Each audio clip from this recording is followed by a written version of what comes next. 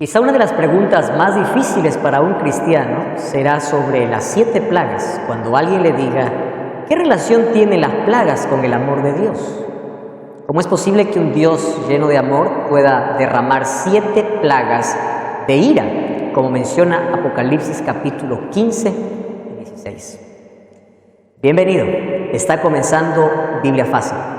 Estamos una vez más juntos aquí para poder abrir la palabra de Dios. Qué bueno que tú puedas preferir nuestra compañía. Qué bueno que nos hayas dejado ingresar allí a casa. Juntos podamos estudiar la Biblia. Recibe nuestro caluroso saludo, un abrazo para ti en el país donde estás viendo este programa, allí en el lugar donde te encuentres, que Dios te bendiga. Nos gustaría conocerte, nos gustaría saber quién eres, desde dónde estás viendo el programa, puedes escribirnos aquí en los comentarios. Nosotros preparamos una revista especial para que tú puedas acompañar esta serie. Se llama Biblia Fácil Apocalipsis. Ahí están 18 temas desarrollados con base en el libro de Apocalipsis. Si tú vives en Sudamérica, entonces puedes recibir el curso totalmente gratis en físico. Podemos llegar hasta tu casa y podemos entregarte el curso. Tú puedes solamente solicitarlo a través de un número de WhatsApp, más 5512 98 100 1460.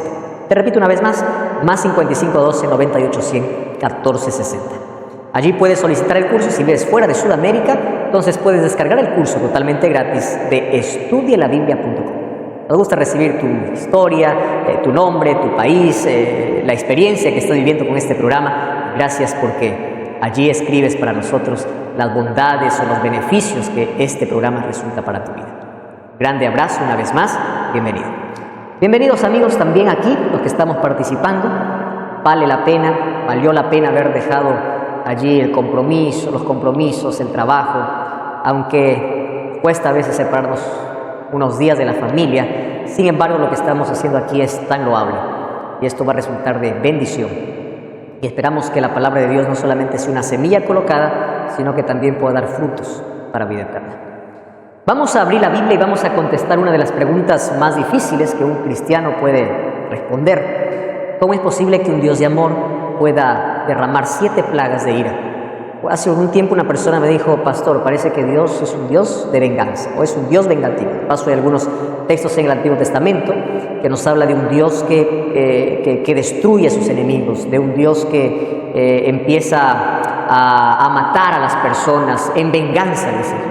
Hoy vamos a comprender un poco ese término, ¿verdad? Ya que algunos traemos ese término para nuestro concepto, el concepto que nosotros tenemos. Pensamos que Dios es un Dios lleno de odio, que se venga, es un Dios tirano, es un Dios malo. Y yo creo que ese es el objetivo que Satanás tiene. Satanás tiene el objetivo de desfigurar el rostro de Dios, de desfigurar el carácter de Dios.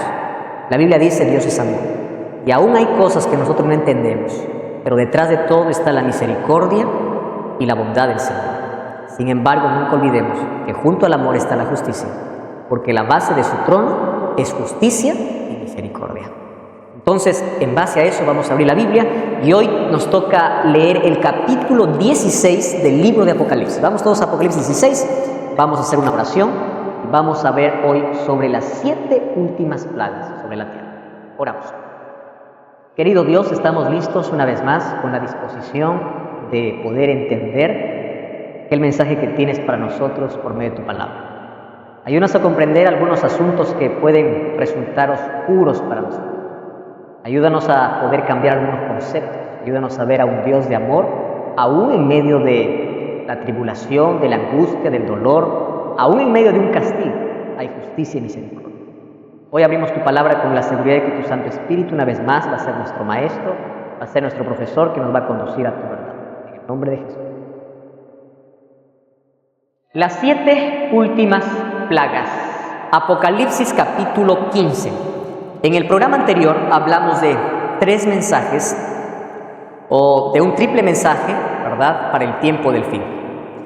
3 ángeles vuelan por el cielo. Volar significa un mensaje urgente para el tiempo del fin. Uno de ellos nos dice, adorad a Dios, la hora de su juicio ha llegado. El otro dice, sal de Babilonia, Babilonia ha caído. Y el tercer ángel advierte y dice, porque cualquiera que no sale de Babilonia va a participar de sus plagas.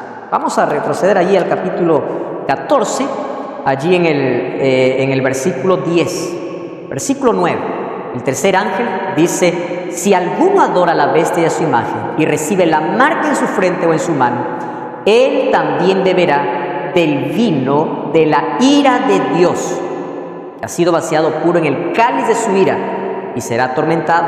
Y ahí dice: con fuego y azufre, hablando acerca de la destrucción final, y delante de los ángeles y del Cordero. Muy bien, con esa advertencia, ahora nosotros vemos como la culminación de los tres ángeles allí concluye con la hora de la siega. La hora de la siega es simbólica para los seres humanos. Es en el cielo cuando se decide quién va a ser salvo y quién no. Mas no es Dios quien determina eso. Somos los seres humanos que por nuestras decisiones decidimos en qué lado estar. Y en esa siega existen allí dos cosechas diferentes. Una de la mies o del trigo y la otra de vendimia o de uva, ¿verdad? Ahora, aquellos que son considerados como uvas, dice que serán echados al lagar. No sé si ustedes alguna vez han visto un lagar de uvas. Es tipo un pozo grande donde se coloca la uva y donde se pisa la uva para exprimir la uva. Y esa es la imagen que usa aquí el libro de Apocalipsis. Ahí está diciendo, ese hecho, ese acto de pisar aquellas uvas, ¿en qué consiste? En los juicios de Dios. Cada uno ha decidido en qué lado estar. Y eso está representado en la siega de Apocalipsis capítulo 14. Vamos a Apocalipsis capítulo 15 entonces. Dice allí: vi otra señal grande y admirable. ¿Qué cosa dice? 7 ángeles con las 7 plagas postreras, porque en ellas se consumaba la ira de Dios. Ahora es impresionante los versículos que siguen. Fíjense allí. Vi un mar de vidrio mezclado con fuego. ¿Cómo es posible que exista un mar de vidrio mezclado con fuego? Aquí está hablando de la majestuosidad y la grandeza de Dios. Pero también vi aquellos que habían alcanzado la victoria sobre la bestia. ¿Quiénes alcanzaron la victoria sobre la bestia? Aquellos que salieron de Babilonia y aquellos que fueron o tuvieron el sello de Dios. ¿Correcto? Ahora dice, y el versículo 3, y cantaban el cántico de Moisés, siervo de Dios, diciendo: grandes y maravillosas son tus obras. Y escuchen esta palabra: justos y verdaderos son tus juicios. Es decir, lo que va a suceder ahora es justo. ¿De dónde saca esta expresión de justicia? ¿Quiénes son aquí los que están hablando? Dice, aquellos que pasaron por la tribulación o aquellos que están cantando, dice, el cántico de Moisés. ¿Ustedes recuerdan cuando Moisés sacó al pueblo de Israel? Fue Dios quien lo sacó por medio de Moisés. Y cuando Israel pasó el mar rojo en seco, cuando estaba la otra orilla, veían cómo los egipcios también se acercaban con sus carros. Sin embargo, cuando el último israelita dejó el mar que estaba seco, entonces todas las aguas envolvieron a los egipcios. Y allí se muestra un cántico de victoria, el cántico de Moisés. Solo aquí hay una diferencia y quiero que ustedes puedan notarlo. El cántico de Moisés en el libro de Éxodo se da después de las plagas, porque primero cayeron 10 plagas sobre Egipto. El cántico de los redimidos se da antes de las plagas. ¿Cómo es esto? ¿Cómo es que celebran victoria si todavía están aquí en sufrimiento?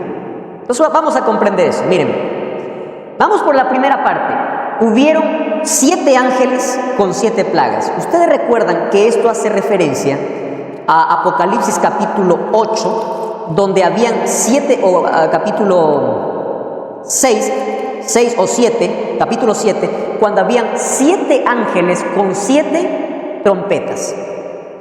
Las 7 trompetas serían juicios de advertencia. ¿Recuerdan ustedes? Advertencia, es decir, había arrepentimiento. Pero por falta de arrepentimiento vienen ahora los juicios divinos. Ellos fueron advertidos muchas veces, mas no se arrepintieron. Ahora, por falta de arrepentimiento vienen estos juicios divinos. Segunda pregunta: ¿en qué momento se derraman estas plagas? Vamos al versículo 8, capítulo 15, versículo 8. Dice así: el templo se llenó de humo por causa de la gloria de Dios y por causa de su poder. Nadie podía entrar en el templo, ¿hasta cuándo dice? Hasta que se cumpliesen las 7 plagas de los 7 ángeles.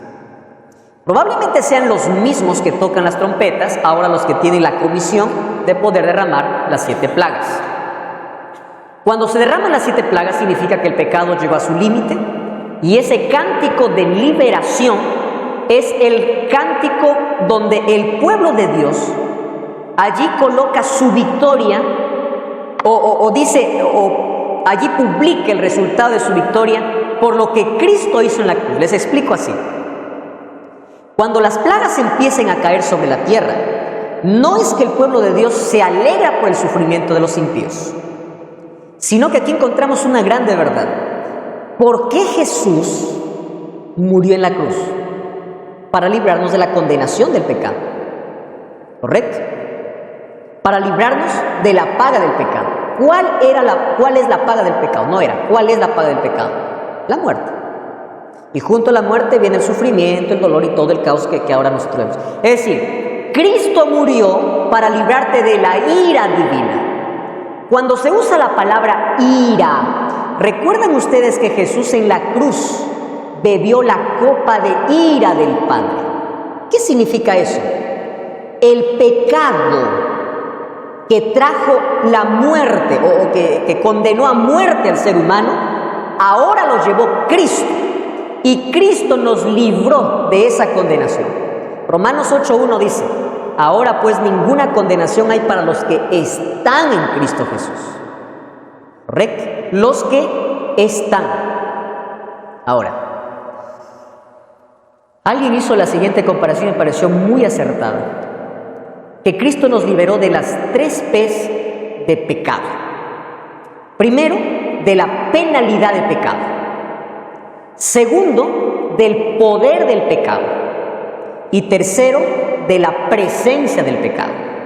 Solo que de la presencia del pecado nos librará solamente cuando estemos en el cielo.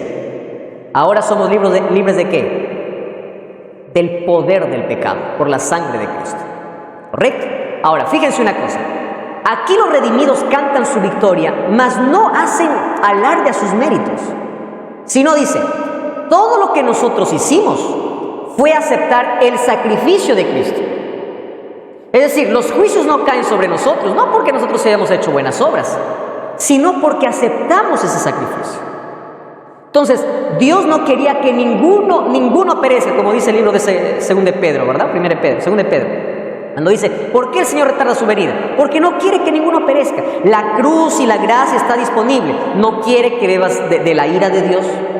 No quiere que vivas que mueras por la consecuencia del pecado. No quiere que tú puedas sufrir esa consecuencia eterna del cual Él te libertó. Pero el ser humano, en su libertad, eligió la muerte. Ahora, ¿qué va a hacer Dios cuando tú en tu libertad eliges? Yo ilustro siempre este asunto de esta manera, ¿no? En nuestros países, yo no sé si existe allí una cinta color marrón que se llama matamosca. No sé si existe en sus países. Matamosca es una cinta pegajosa que está llena de dulce. Entonces se coloca en lugares estratégicos. La mosca llega y está feliz porque encontró dulce, ¿verdad? Solo tiene un problema: cuando quiere salir no puede, está atrapada. Entonces, el pecado es así, aparentemente dulce, uno se aferra al pecado y Dios dice: yo soy el único que te puedo salvar de ese pecado, de la penalidad del pecado y del poder del pecado. Pero el ser humano se aferra al dulce y dice: no, yo quiero seguir acá. Entonces, finalmente, el ser humano va a morir porque él decidió seguir atrapado, a diferencia de la mosca, que no tiene otra opción. El ser humano tiene opción de ser libre.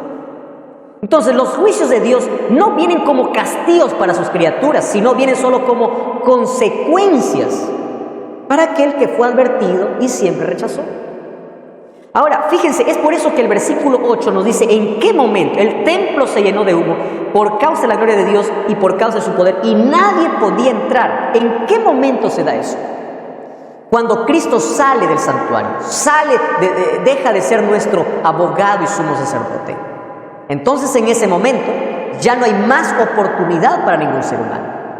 La salvación ya están los dos grupos totalmente definidos. Entonces empieza a caer las 7 plagas. Dos cosas tenemos que tomar en cuenta aquí. Cuando nadie sabe cuándo termina la gracia, ¿correcto? Nadie conoce tanto cuándo. Pero sí podemos saber cuándo ya no hay gracia. No sé si entienden aquí. Nadie sabe cuándo termina, pero sí podemos saber cuándo acabó. ¿Cómo sabemos cuándo acabó? Cuando las plagas empiecen a caer. Evidencia de que ya no existe más intercesión a favor del ser humano. Entonces, allí encontramos que hoy Jesús es nuestro sumo sacerdote, pero que un momento levantará esa intercesión o ese juicio. ¿Recuerdan del primer tipo de juicio? El preadvenimiento, donde el caso de todos está ya decidido. Y allí vienen entonces las plagas, las 7 plagas. Haciendo referencia a Daniel capítulo 12, donde dice: en aquel tiempo será tiempo de angustia, cual nunca hubo sobre la tierra. Pero en ese tiempo se levantará Miguel, que está de parte de los hijos de tu pueblo. Será tiempo de angustia. ¿Y quiénes serán salvos? Dice: los que están escritos su nombre en el libro de la vida. En ese momento, cuando Cristo se levanta del lugar santísimo, caen las plagas. Ahora, lo interesante aquí es sobre quiénes caen. Sobre aquellas personas que no tienen protección divina. ¿Ustedes recuerdan la protección del sello de Dios en Egipto? ¿Cuál era? La sangre. El ángel veía la sangre, pasaba. Pascua era peshá, era pasar. Entonces, el sello le servía como protección. Ahora, en el tiempo final, el sello para los hijos de Dios es protección ¿de qué? De las plagas. Entonces, vamos a ver en qué consisten estas plagas. Vamos al capítulo 16, porque ahí comienza el versículo 2. 16:2 dice así: entonces fue el primero y derramó su copa sobre la tierra, y vino una úlcera maligna y pestilente. ¿Sobre quiénes? Sobre los hombres que tenían la marca de la bestia y aquellos que adoraban a su imagen. ¿Por qué no toca al pueblo de Dios? Porque ellos tienen protección. ¿Se acuerdan ustedes que las plagas en Egipto a quiénes tocaban? ¿A los israelitas o a los egipcios? ¿Por qué no tocaban a los israelitas? Porque ellos estaban protegidos por Dios.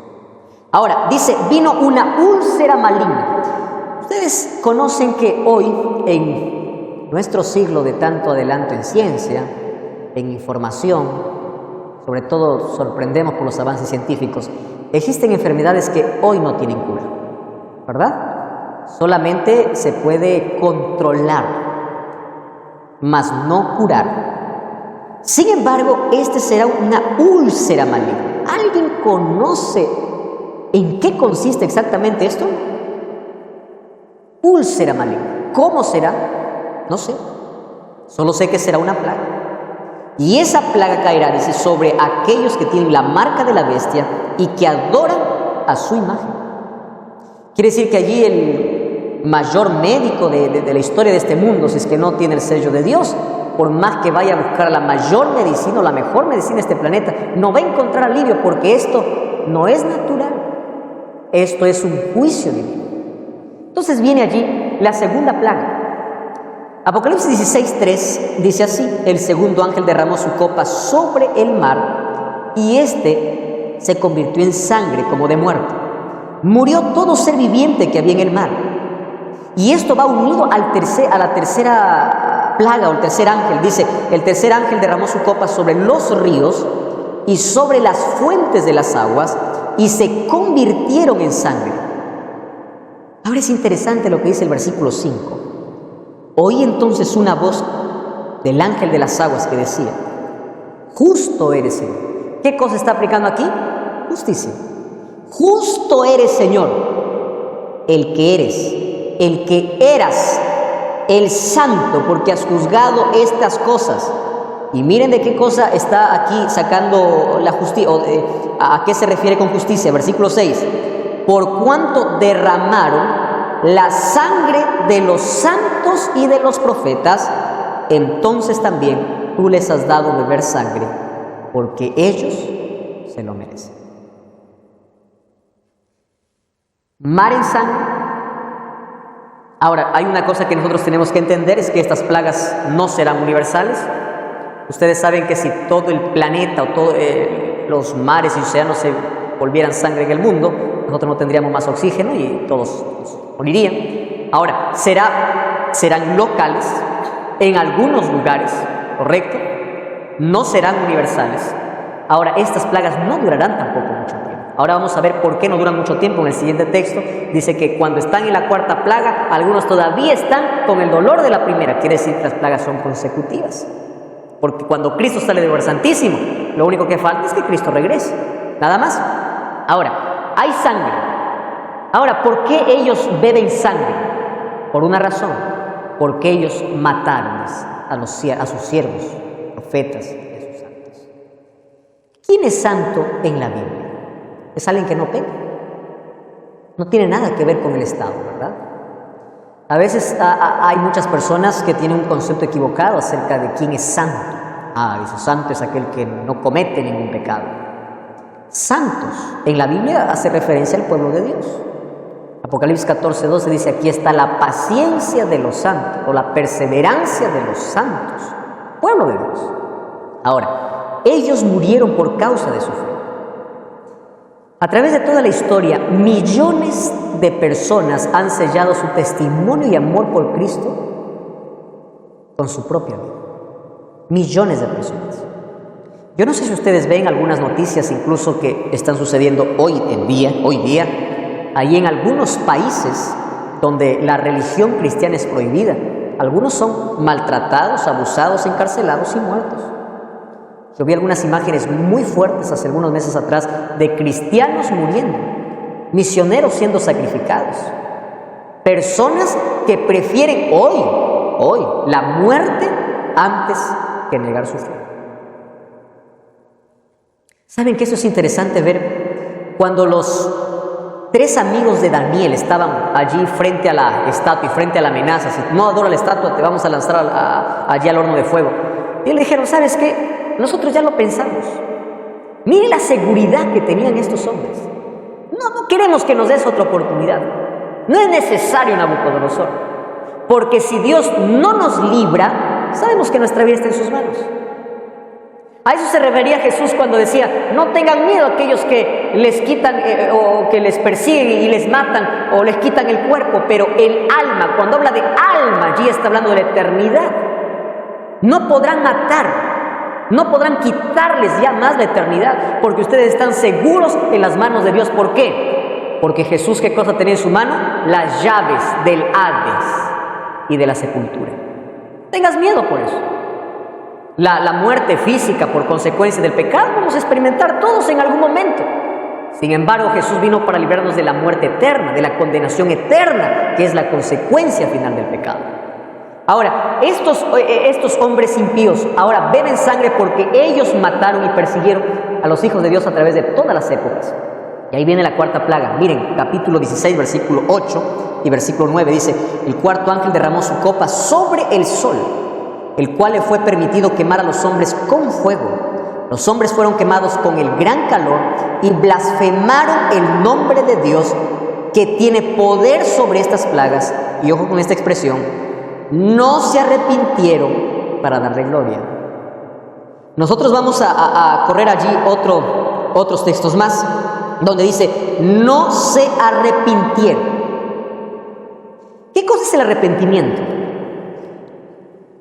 Una vez yo estuve pensando, yo no sé, Pablo, si tú tienes allí un concepto sobre cómo el ser humano se salva. Yo estuve pensando lo siguiente, Pablo.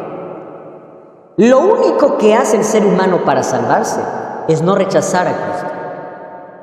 Porque incluso ni él puede arrepentirse. El arrepentimiento es un regalo divino. Es la acción del Espíritu Santo en el corazón.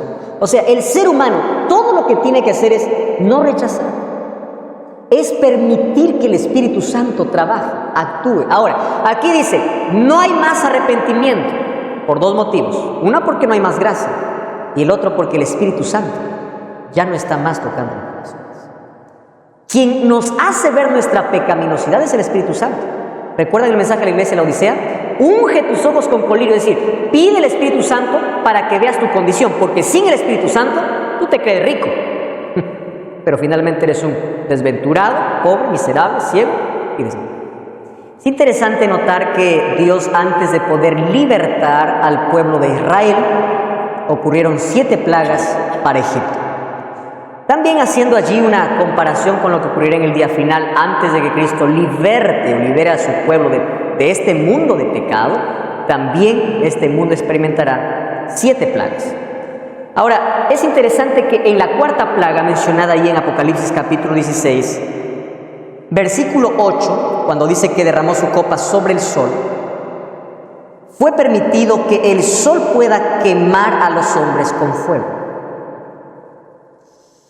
Ustedes imaginan, tenemos en cada país climas extremos, ¿verdad? Yo no sé cuál es el clima más extremo que ustedes han experimentado en la vida, extremos por los dos lados, ya sea por el frío o por el calor. Sin embargo, nada se va a comparar a esta plaga, donde el sol tiene autoridad ahora, que es creación de Dios, para poder quemar. Sin embargo, dice, la gente mordía su lengua a causa del dolor. Cuando dice mordía su lengua a causa del dolor, entonces por este texto yo puedo ver que las plagas son literales y no son simbólicas, porque no está haciendo comparación con algo, sino está narrando la experiencia real de las personas. Entonces, estas plagas son literales, mordían su lengua de dolor. Ahora, versículo 11, blasfemaron contra Dios del cielo por sus dolores y por sus úlceras. Ya estamos en la 4ª plaga, sin embargo, todavía hay gente que está experimentando el dolor ¿de cuál? De la primera plaga. Quiere decir que las plagas no serán un periodo largo, sino serán consecutivas y cortas. Ahora, y no se arrepintieron de todas sus obras. Versículo 9 termina diciendo, no se arrepintieron. Versículo 10 termina diciendo, no se arrepintieron. Porque no hay más arrepentimiento, o porque no hay nadie más que pueda convencer de pecado. Nosotros usamos mal algunas expresiones, que uno lo dice con tanta sinceridad, y yo creo que no está mal mientras tú no conozcas el verdadero concepto. A veces nosotros pensamos y decimos, yo solo busqué al Señor. No es que Dios estaba perdido, tú estabas perdido. Es Dios quien te encontró. Solo que en la parábola de Lucas 15 hay una revelación muy especial. Presten atención. Dios busca a la oveja, el pastor busca a la oveja, ¿verdad? La mujer busca a la moneda perdida, pero el padre no busca al hijo. ¿Se dieron cuenta? El padre solamente espera. Y aquí me está dando Jesús una lección importante en cuanto a arrepentimiento y en cuanto a salvación. Cuando el hijo pródigo volvió en sí, cuando vio su condición. Es decir, él podía estar comiendo algarrobas, no dice que comió, él podría estar comiendo algarrobas, pero si no hubiese sido consciente de su condición, él no se hubiese arrepentido. ¿Qué cosa era arrepentimiento y el concepto de San Juan, de Lucas capítulo 15? Hay 3 conceptos. Es Dios quien busca. Número 2, es Dios quien por medio del Espíritu Santo te hace ver tu condición para que tú vuelvas. En el Antiguo Testamento hay muchas amonestaciones de parte de Dios para el pueblo diciendo, volveos a mí, miren sus obras pasadas, recuérdense de eso, ustedes ya se olvidaron, vuelvan a mí. ¿Por qué vuelvan a mí? Porque ellos conocen el camino de regreso. Y el Espíritu Santo ha ido a su encuentro para traerlos. Y aquellos que no vuelven es porque resistieron a esa luz. Ahora, es impresionante que nosotros podamos conocer en ese contexto la salvación. Somos salvos por gracia. Incluso el arrepentimiento es algo que Dios provoca. Sí, Pablo. Pensando en esa parábola del hijo pródigo, ¿no? De que él, cuando se apartó del Padre, de Dios, vuelve, ¿no? Y es interesante las 2 reacciones. Una, la del Padre, que lo recibe con los brazos abiertos, lo restaura, le cambia la ropa, le pone anillo. Pero es interesante también, y ahí es donde uno tiene que tener cuidado, ¿no? La reacción del hermano mayor, el que nunca se alejó del Padre, porque no lo recibió bien. ¿Por qué vuelve? ¿Por qué tú lo recibes? Entonces uno como hermanos mayores, uno tiene que no tener esa actitud y tener los brazos abiertos también para restaurarlos en amor. Pablo, yo preparé un mensaje hace algún tiempo diciendo que quien estaba más perdido no era el pródigo, sino el hijo mayor. Totalmente. Porque él estaba en casa, pero no se daba cuenta de su condición. Totalmente. El otro estaba perdido y se dio cuenta que estaba perdido. Y es interesante esto del hermano mayor, porque él fue una persona que nunca se apartó del Padre, o sea, nunca se apartó de Dios, era fiel, era una persona que estuvo todo el tiempo trabajando para el Padre, pero que nunca tuvo comunión con el Padre. Entonces, como una vez uno ve que a veces uno puede estar tan entretenido en la obra del ministerio, pero sin tener comunión con Dios. Por eso la palabra religión en una sola expresión es relación. Una religión sin relación es formalismo y es muerte. Totalmente de acuerdo. Y está lleno por ahí. Y está muy lleno la gente. Tenemos tanta gente religiosa, pocos espirituales, poca gente que tiene relación con Dios. Ahora Pablo tocó un asunto muy importante hablando ahí del arrepentimiento. El hijo mayor estaba allí con el padre y disfrutaba de todas las cosas del padre. Saben que cuando uno se familiariza mucho con las cosas de Dios, tiende a ser insensible. Yo estoy hablando para personas que conocen tanto de Dios, que fueron cristianos desde niños, que fueron a la iglesia. Cuando escuchan un sermón dicen, yo ya sé de qué va a hablar, yo sé de qué trata. Ya perdieron esa sensibilidad. Ellos ya no tienen más aquella emoción, aquella pasión o aquel sentimiento que tienen. Claro que el cristianismo no tiene nada que ver con sentimientos, sino con fe. Sin embargo, perdieron la sensibilidad. Ahora, una responsabilidad para los hijos mayores en este caso sería, si tú ya no te alegras cuando alguien se convierte, tienes problemas. Porque tú ya no estás viendo con los ojos de Cristo. Cristo se emociona porque es un pecador que estaba muerto y volvió a vivir. Y para ti eso es normal. Quiere decir que tienes que tener cuidado allí. Ahora, el Espíritu Santo es aquel que puede tocar nuestro corazón. Sí, Walter. Sí, esto me recuerda a dos hombres que fueron a orar también al templo. Uno era fariseo y el otro era publicano. Mientras el publicano se alegraba por todo lo que hacía, el otro se decía así, se pegaba en su pecho y se decía que miserable. Ahí está. Me estaba acordando ese pasaje. Ahí está uno jactándose de todas sus obras, sí, y el otro mereciendo la gracia. Y ahí encontramos la respuesta. Entonces, el arrepentimiento es un regalo de Dios. Aquí no hay más arrepentimiento porque el Espíritu Santo ya no trabaja en el corazón. Entonces ahora viene la quinta. Miren, capítulo 16, versículo 10. Dice así: el quinto ángel derramó su copa sobre el trono de la bestia. Ahora, miren, hasta la cuarta plaga vemos que las plagas son literales. El texto dice, ellos mordían sus lenguas a causa del dolor. Literales. A partir de la quinta vemos simbólicas. Plagas simbólicas. ¿Por qué? Miren aquí el versículo 10. Derramó su copa sobre el trono de la bestia y su reino se cubrió de tinieblas. La gente se mordía la lengua por causa del dolor. Blasfemaron contra el Dios del cielo por sus dolores, sus úlceras, y no se arrepintieron. Ahora, el quinto ángel derrama esta plaga ¿sobre dónde? Sobre el trono de la bestia, sobre la autoridad de la bestia. Presten atención aquí. Hasta aquí el poder representado como la bestia había engañado a todos y había dicho, miren, estas plagas es por causa de los cristianos, vamos a perseguir. Pero cuando toca esta plaga, el asiento de la autoridad de Satanás, ahora la gente se da cuenta, ¿qué se da cuenta?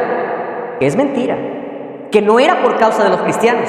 Las 4 primeras afectaron a la humanidad, la quinta el asiento de la autoridad de Satanás. Es decir, hubo humillación ante los moradores de la tierra, la bestia se humilló. Empiezan a darse cuenta que ellos no se pueden proteger de las plagas porque no estuvieron de parte de Dios. Aquí la gente o los poderes que apoyaban a la bestia se dan cuenta que fueron engañados. Esto nos da lugar para la sexta plaga. Miren que esta plaga toca una figura interesante. El sexto ángel derramó su copa sobre el gran río Éufrates. ¿Ustedes recuerdan el río Éufrates? Desde el jardín del Edén aparece el río Éufrates, ¿verdad? Pero también descubrimos que el río Éufrates era el límite que dividía al pueblo de Dios de sus enemigos. Fíjense aquí. Y el agua de este se secó para que estuviese preparado el camino a los reyes del oriente. A mí me encanta esta expresión. ¿Por qué me encanta esta expresión? Porque aquí está haciendo una alusión al libro de Daniel, cuando habla acerca de la caída de Babilonia.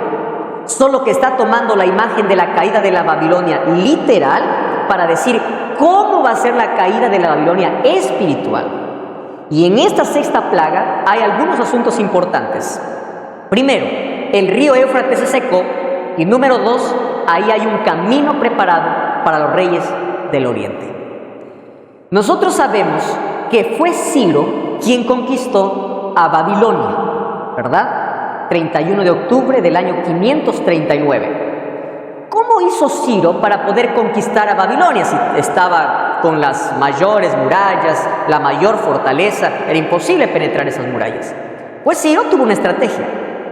¿Cuál era la estrategia? Desviar el río Éufrates, o desviar el río que cruzaba por en medio de la ciudad de Babilonia. Ustedes sabían que en la antigüedad, toda ciudad tenía seguridad por dos cosas. Uno por sus murallas y el otro por un río. ¿Por qué tenían murallas? Porque si venía un enemigo más fuerte, cerraban las puertas, se acabó el asunto. Adentro, como tenían río, había agua. Mientras había agua, había limpieza, había todo. Salmo 46 hace alusión a eso, ¿verdad? Entonces ellos estaban bien. Pero sin río, el pueblo moría. ¿Qué cosa hace Ciro? Desvía el río y por el camino donde el río había abierto, por allí ellos ingresan. De noche, mientras todos están bebiendo, mientras todos están terminando una fiesta, donde Daniel está interpretando las letras que aparecieron allí en la pared cuando Belsasar tuvo miedo, cuando apareció allí la letra diciendo Mene, Mene, Tekel, Uparsin. Daniel le dice, mira, Dios ha colocado fin a tu reino. Es decir, ha sido juzgado, ha sido puesto en una balanza y ha sido hallado falta. Tu reino es pasado a los medos. Mientras Daniel estaba hablando, Ciro ya estaba ingresando a Babilonia. Y Ciro tomó en paz a Babilonia. Es más, los babilonios estaban felices allí con Ciro. Murieron, claro, el rey, murió todos sus príncipes y todo. Tomaron el poder de la manera más pacífica. Ahora, aquí dice que así, tomando esa figura, así también, en la sexta plaga, todo estará preparado para que se seque el río Éufrates. ¡Wow! Y lo reunió en el lugar que en hebreo se llama Armagedón, monte de Megiddo. De allí viene Armagedón, ¿verdad? Era el escenario de batallas decisivas. Monte Carmelo, algunos dicen que también tiene relación con Armagedón, que consistía en una batalla espiritual donde tenía que afrontarnos en el engaño de Baal y dar lealtad a Dios. Ahora, presten atención aquí. Cuando hablamos de la batalla de Armagedón, no estamos hablando de una batalla militar, sino de una batalla espiritual, ante tanto entre el engaño de Satanás y la lealtad de los hijos de Dios. Esa última batalla, es decir, ese último encuentro entre estos dos grupos es unos engañando y los otros siendo fieles a Dios. Una batalla espiritual. Ahora, todavía no hemos contestado por qué es que el río se seca. Cuando dice que el río se seca, significa que todos los poderes políticos dejan de apoyar a la bestia. Es decir, ya no tiene más apoyo. Esto significa que está la preparación social y política para recibir a los reyes del Oriente. Cuando habla de los reyes del Oriente, ¿a quién está haciendo referencia? A Cristo y sus ángeles, que viene para libertar a su pueblo. ¿En qué momento? Cuando Babilonia espiritual, o cuando esta bestia, porque fue derramada por el trono de la bestia, no recibe más apoyo político. Se dan cuenta de que todo fue un engaño. Entonces dice que allí el mundo está en una confusión eterna. Digo la palabra eterna por la consecuencia de ese momento, no es que porque va a durar para siempre. En una confusión. ¿Por qué? Porque todos están allí. ¿Y ahora qué? Estamos perdidos. Allí se da la batalla espiritual del Armagedón. Unos entonces allí creyendo ciertos falsos milagros, otros siguiendo siendo leales a Dios. Y ese es el último encuentro. ¿Por qué? Y miren, en ese contexto dice, yo vi salir de la boca del dragón, versículo 16, capítulo 16, versículo 16, dice allí. Versículo 14, son espíritus de demonios que hacen señales y van a los reyes de la tierra, a todo el mundo, para reunirlos para la gran batalla de aquel gran día del Dios Todopoderoso. Versículo 16, y lo reunió en el lugar que en hebreo se llama Armagedón. Quiere decir que el último intento de este poder o de esta trinidad diabólica, ¿cuál es la trinidad diabólica? El dragón, la bestia y el falso profeta. Recuerdan que falso profeta ahora se le denominó a la segunda bestia de Apocalipsis. Entonces aquí está esa trinidad: dragón, primera bestia y segunda bestia.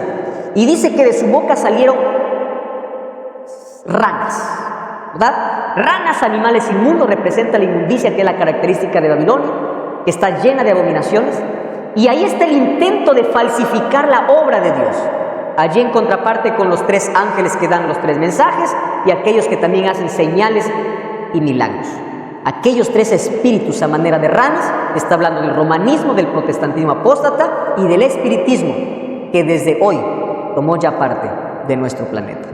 Grandes señales, grandes milagros. No se cree en todo milagro. No todo milagro viene de Dios. Allí los magos de Faraón también pudieron convertir una vara en una serpiente, y eso no venía de Dios. No todos los milagros vienen de allí.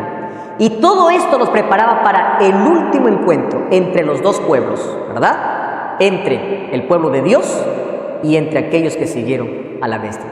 ¿Por qué? Porque la 7ª plaga, miren lo que sucede. Apocalipsis capítulo 16, versículo 17 dice: el 7º ángel derramó su copa al aire, salió una gran voz del santuario que decía, ¿qué cosa decía? Se acabó, ya está hecho. Hubo relámpagos, voces, truenos, temblor, terremoto, cual nunca hubo. Miren el versículo 19, la gran ciudad se dividió en 3 partes y las ciudades de las naciones cayeron. La gran Babilonia vino a memoria delante de Dios para darle el cáliz del vino del ardor de su ira. Toda isla huyó, los montes ya no fueron hallados, del cielo cayó a los hombres enorme granizo como el peso de un talento. Los hombres blasfemaron contra Dios por la plaga del granizo, porque su plaga fue sumamente grande. ¿De qué está hablando? De los últimos acontecimientos y señales que preceden al regreso de Jesús. Después de esto, ¿quién viene? Viene Cristo. Querido amigo, amiga, el sueño de Dios es verte en el cielo. Si un día Él murió en la cruz, fue para librarte de la condenación del pecado, de la muerte eterna y de estas plagas. Hoy la misericordia está disponible. Hoy todavía hay gracia. Tú puedes decir, ¿por qué sabe que hay gracia? ¿Por qué sabe que todavía Dios está intercediendo? Porque el mensaje todavía está siendo predicado. Va a llegar un momento en que este mensaje no más se escucha. Y ya no habrá más arrepentimiento. Ni nadie más te invitará a tomar una decisión a favor de Cristo. ¿Sabes por qué? Porque todo habrá terminado. Vivimos en el tiempo final de la historia. Y hoy te invito a abrazar la cruz de Cristo. Aceptar a Cristo como tu Salvador. Aceptar a Jesús. Seguir su camino para librarte de todas estas consecuencias. No vas a seguir a Dios por miedo. Dios no quiere una obediencia por temor. Dios no quiere hijos que le sigan por miedo. Dios quiere hijos que le sigan por amor. ¿Quieres mirar a Jesús? ¿Quieres colocarte bajo la influencia del Espíritu Santo para que produzca en tu corazón arrepentimiento? Entonces yo quiero orar por ti. Dios siempre estuvo a tu lado. Siempre. Desde el día que naciste, Él soñó contigo y Él quiere verte en el cielo. Todo lo que tienes que hacer es abrir tu corazón y aceptar su gracia. Siempre estuvo a tu lado. Siempre estará hasta el final del mundo.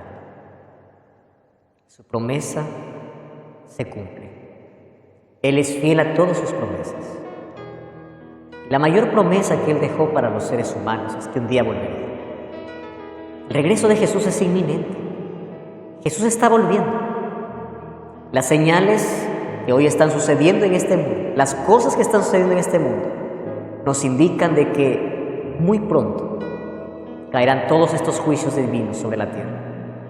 La maldad está llegando a su punto culminante. Hay tanto dolor, tanta violencia, tanta inseguridad, hay tantas señales que se están cumpliendo. Ahora te pregunto, ¿tú estás preparado para recibir a Jesús? ¿Estás listo para ir a vivir con Jesús por la eternidad? Hoy podemos tomar una decisión. La decisión de entregar nuestra vida a Él y vivir para Él. ¿Quieres orar conmigo? Vamos a orar juntos. Querido Dios, toma nuestra vida en gratitud a todo lo que Tú hiciste ya por nosotros en el pasado, por aquello que estás haciendo hoy en el presente, por las cosas que harás con nosotros en el futuro. Que Tu Santo Espíritu pueda seguir hablando en nuestro corazón Hoy aceptamos tu palabra, aceptamos a Jesús. Hoy aceptamos aquella luz para que pueda iluminar nuestra vida. Queremos que produzcas en nuestro corazón el arrepentimiento sincero. Podamos formar parte de tu pueblo para que cuando vengan aquellos juicios divinos podamos estar protegidos por ti. Toma nuestra vida en tus manos. En el nombre de Jesús.